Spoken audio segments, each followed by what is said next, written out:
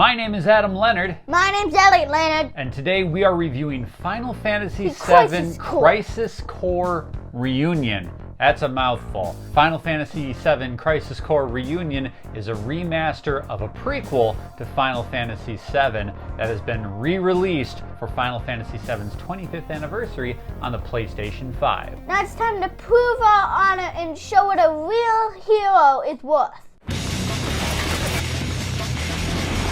Come and get it!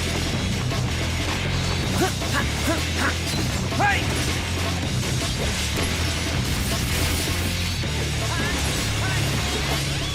So, Final Fantasy VII Crisis Core Reunion. We're just going to call it Crisis Core from this point on, because it's the longest name of a game ever. Final Fantasy Crisis Core Reunion. It's middle, top, oh my.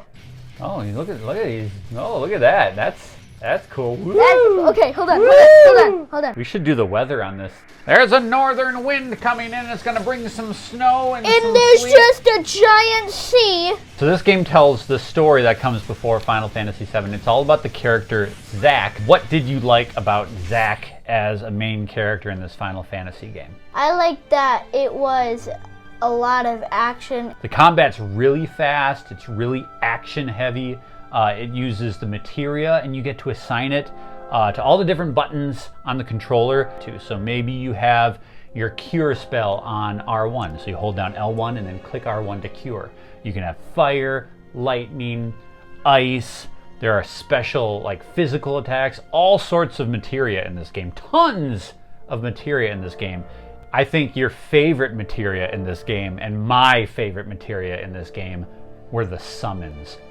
Holy cow. The summons in this game. They weren't as realistic as Cloud's game. Well, they're totally different. And so for someone like you who's new to the Final Fantasy games, this is the way summons always used to be, where you would cast it like a spell and then you'd watch this big, huge cinematic scene of the summoned creature come out and do this huge attack. In Final Fantasy VII Remake, they kind of roam around the battlefield with you. It's totally different.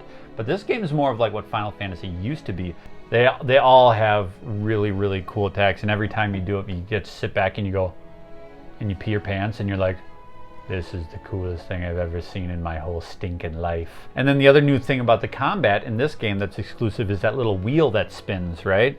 What? Remember the wheel in the top? Oh, yeah, the top left corner. If you get the same, let's say, you get the same Zack all the way through, like Zack, then you can press a certain button and it does a Zack move that's really strong. Let's say all Cloud, then you do his. So so like if you get like 3 times in a row like people, then you are lucky sometimes and you get a summon wheel.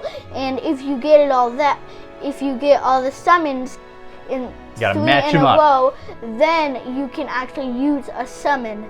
And then it gets really strong move. But there's 3 tumblers on this roulette wheel that spins in the top corner, and they're all populated by characters that you meet in the game. So as you go through the story and as Zack meets more and more characters, there are more limit breaks available to you. Yeah, as the player.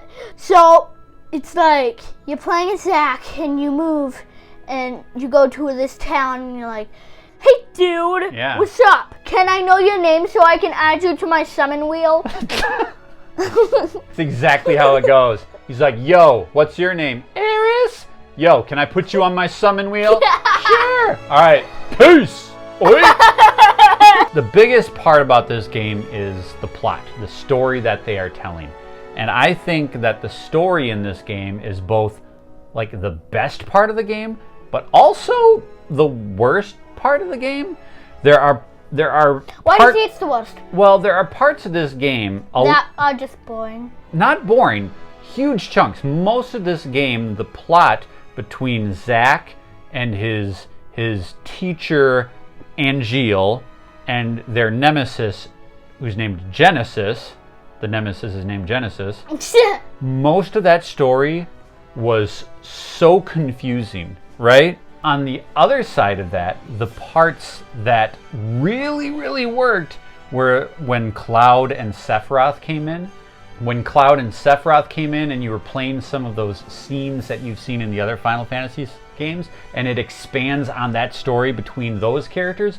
All that stuff was so good. So cool. With every review here at Megadads, we always talk about if it's appropriate for kids and if it's appropriate for parents to play with the kids. Yeah, they call that the family focus. Yeah. So what did you think of Crisis Core? Is this a game that's okay for kids to play? I think it is a good game because it doesn't have a lot of bad words. Zach is really funny in the game. There's no blood.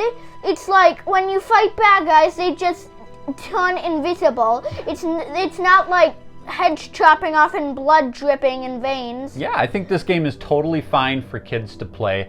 There's a lot of really heavy storyline, especially towards the end. It can get kind of sad, maybe for little kids. Yeah, you cried. I always cry. You always cry with games, every single time. I maybe started to cry, maybe. You cried. did. I cried a little bit. You did. But it's not inappropriate. I don't know that young kids would enjoy this one as much as kids your age. It's not like really fast. It's not like lots of story beats, lots of slow parts.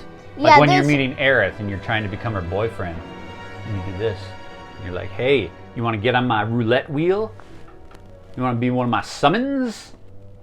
She's not a summon, she's a human being. All in all, Final Fantasy VII Reunion, Crisis Core Reunion, Final Fantasy prequel game that comes before Crisis Reunion. Crisis Core, Crisis Core, Final Fantasy Reunion. It's a great game, especially if you are a fan of the Final Fantasy VII universe. It does a great job of bridging some of the story gaps. You get to learn more about some of your favorite characters. You get to learn more about this guy, this guy, this guy, and these people. The game can feel kind of old at times, but I think they do enough to make it feel fresh. The storyline is both confusing but also really rewarding, especially in those final moments of the game. I thought the ending of this game was, whoo! Elliott and I were just beautiful. So our final score for Crisis Core is 4 out of 5. Legend shall speak of sacrifice at world's end. Thanks for watching this Final Fantasy Crisis Core Reunion, the longest word in the whole entire universe, review. We hope you liked it. Make sure to subscribe to this guy, and we'll see you next time. Not just this guy, these guys. Yeah, these awesome, amazing guys that my dad just tutored. No, the chair squeaked. Okay. This is Megadads, where gamer life meets real life. We'll see you next time. Peace.